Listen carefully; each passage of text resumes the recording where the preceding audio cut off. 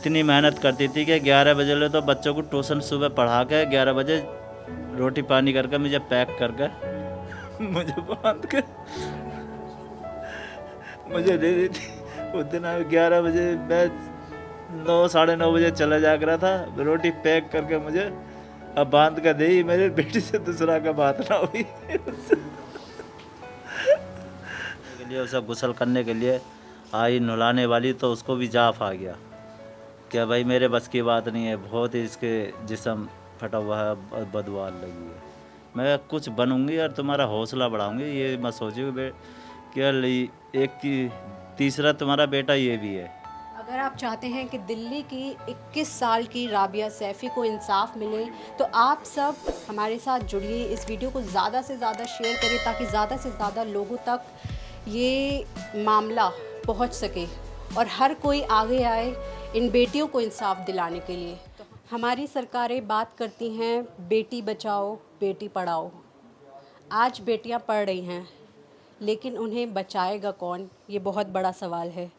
अगस्त का ही महीना था जब दिल्ली कैंट में एक छोटी सी मासूम दलित बच्ची के साथ उसका रेप करके उसकी हत्या कर दी गई और 26 अगस्त को ही सेम महीने में एक बार फिर से दिल्ली दहल गई। मैं इस वक्त मौजूद हूँ संगम विहार में, उस बच्ची के घर में, उस लड़की के घर में जिसके साथ बहुत ही क्रूरता से उसकी हत्या कर दी गई।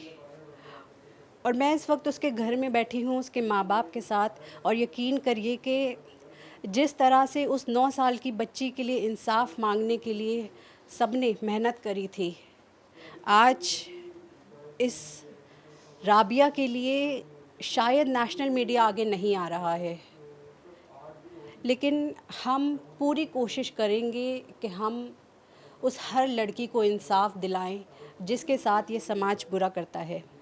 लड़कियां पढ़ाई तो जाती हैं लेकिन बचाई नहीं जाती हैं। बहुत सपने देखे थे, राबिया ने बीए किया था जामिया से, आप सोच सकते हैं, सिविल डिफेंस में काम करती थी। जी हाँ, केजरीवाल सरकार ने भरोसा दिलाया था कि उन्होंने अपनी बहनों के लिए सड़कों पर सीसीटीवी कैमरास लगाए हैं, लेकिन कहाँ गई ये कैमरा, कहाँ गई बहनों की सुरक्षा की बात। आज उनकी बहनें सड़कों पर कहाँ गायब हो जाती हैं किसी को पता नहीं चलता, और पुलिस कभी इंसाफ की बात नहीं करती। मैं मौजूद हूँ उसके अम्मी अब्बू के साथ। आप देख सकते हैं इतने दिनों से अभी तक शायद इनकी आँख के आंसू नहीं सूखे हैं। इनके घर में इकलौती कमाने वाली थी इनकी बेटी। क्या क्या गुहार कर रहे हैं आप? हमें इंसाफ चाहिए। जो ये केस है सीबीआई की जांच, सब ये जांच चाहिए हमें, और हमारा केस ट्रांसफ़र होकर दिल्ली आना चाहिए, और उन जो हत्यारे हैं उन्हें फांसी चाहिए। ये मेरा इंसाफ है, उनको फांसी चाहिए। गांव से ओपन से मैंने 12वीं में करवाई, एक दिन किताब नहीं खोल कर देखी, तो मैं उससे कहता था बेटा तो किताब तो खोलती नहीं है तो 12वीं कैसे कर लेगी। बोले पापा ये मेरे ऊपर है ना, मुझे छोड़ दो तुम मेरे ऊपर। उनने जाकर एग्ज़ाम दिए तो टॉप आई वो 12वीं में। फिर मैंने यहाँ जामिया इस्लामिया में एडमिशन करवा दिया। जब एडमिशन करवाया तो लास्ट का दिन था, किस्मत की ज़्यादा तेज़ थी। एडमिशन भी उसका एकदम हो गया, टीचर कोर्स की मैं पढ़ाई करवा रहा था। ये अचानक ये अपना फार्म निकले इसके, इन्ना फार्म भर दिया, इसका नंबर आ गया। मैं मना कर रहा था कि बेटा इतनी छोटी नौकरी क्यों कर रही है। बोले पापा देखो ऐसा छोटी सी नौकरी से ना पहले एक एक सीढ़ी चढ़ी जाएगी, जब मैं एक सीढ़ी पे आ जाऊँगा ना तो धीरे धीरे ऐसे ही ऊपर अपना चली जाऊँगी। मैं कुछ बनूँगी और तुम्हारा हौसला बढ़ाऊँगी, ये मत सोचिए क्या तीसरा तुम्हारा बेटा ये भी है। आप एक बार मुझे बताएंगे उस दिन क्या हुआ था, कितने बजे निकली थी राबिया अपने घर से?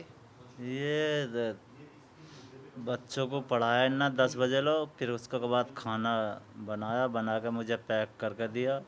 11 बजे के टाइम वो यहाँ से घर से चली गई थी।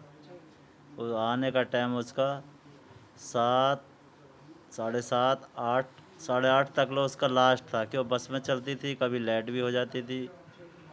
मगर 8:30 से कभी लाइट नहीं हुई।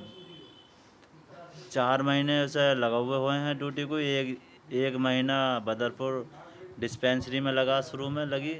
उसके बाद डीएम ऑफिस में उसे बुलाया गया, उसका काम अच्छा देखा तो वहाँ जाकर ज्वाइन कर ली डिफेंस, ये अमर कॉलोनी लाजपत नगर। और वहाँ अपना 3 महीने से वहाँ ये काम करती थी।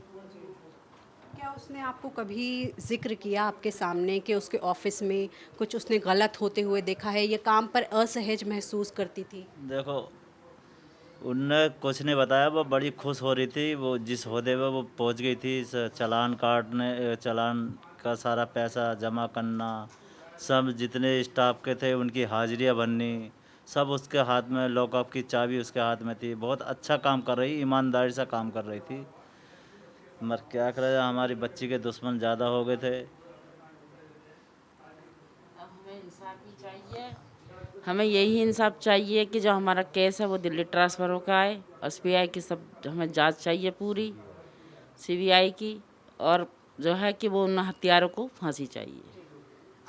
उसकी माँ हैं, बेटियां सबसे ज़्यादा करीब होती हैं अपनी माँ के। क्या उसने कभी मेरी आपके बेटी से सामने भी कोई ज़्यादा जिक्र मेरा किया? बेटा था, मेरी बेटी से ज़्यादा मेरा बेटा था। इतनी मेरी वही घर चलाती थी, इतना हौसला मेरा बड़ा हुआ था, बहुत ज़्यादा। ऑन ड्यूटी पर से उठाया तो अब क्या बात बताती, हम यहाँ होते तो कुछ राज का दिल का बात बताती, वो बता नहीं पाई। इतना उसको वहाँ से ड्यूटी पे से उठा गए और उसको गर्दन काट दी। और कोई शरीर ऐसा नहीं छोड़ा जहाँ पे चाकू नहीं लगे।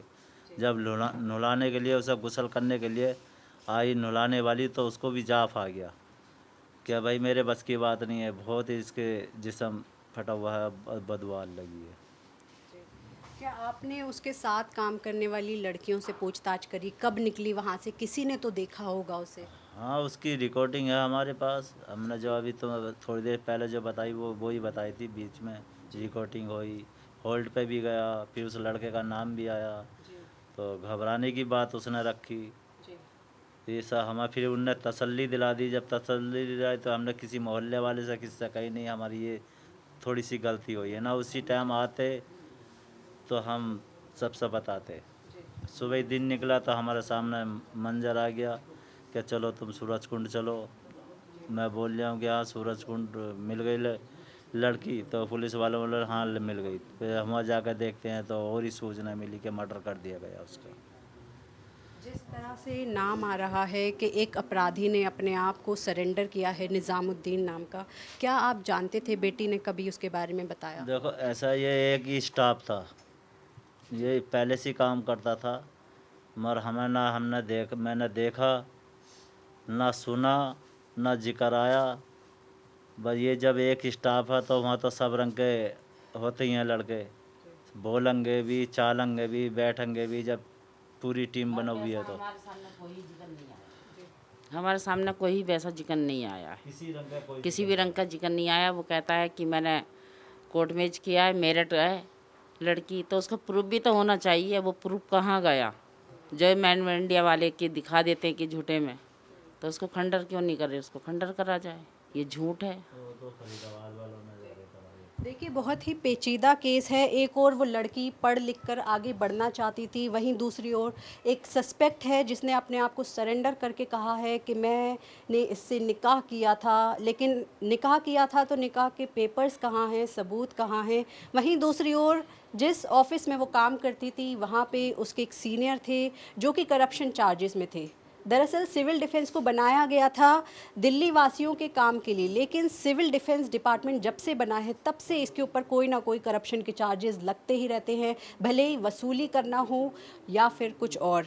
जो सिविल डिफेंस में लड़कियां काम कर रही हैं उनकी सुरक्षा आज एक बहुत बड़ा मुद्दा है। क्या यहाँ अभी तक कोई आया आपसे मिलने के लिए सरकार की ओर से? ना आए, सब आए हैं, ऐसी बात नहीं है। इमरान हुसैन भी आए हैं, सब आए हैं। और सब कह रहे हैं हम तुम्हारे साथ हैं, हम उनकी बुराई नहीं करेंगे। मगर उन्होंने देर कर दी है, काफ़ी देर कर दी है उन्होंने। हमारे इतना ध्यान नहीं दिया, अब आकर ध्यान दे रहे हैं। अब देखो क्या होता है। सब लोग मिल रहे हैं। इंसाफ ही चाहिए। अब हमें इंसाफ ही चाहिए, हमें इंसाफ चाहिए और उनको फांसी चाहिए। हमारा यही कहना है। तो आप देख सकते हैं कि अब राबिया के माता पिता की, इनके अम्मी अब्बू की बस एक यही मांग है कि जो ये केस अभी फरीदाबाद में है उसे जल्द से जल्द दिल्ली ट्रांसफ़र कर दिया जाए और इस राबिया बच्ची को जल्द से जल्द इंसाफ मिले। तो हम भी पूरी कोशिश करेंगे कि राबिया को इंसाफ दिलाने के लिए उसकी मदद करें।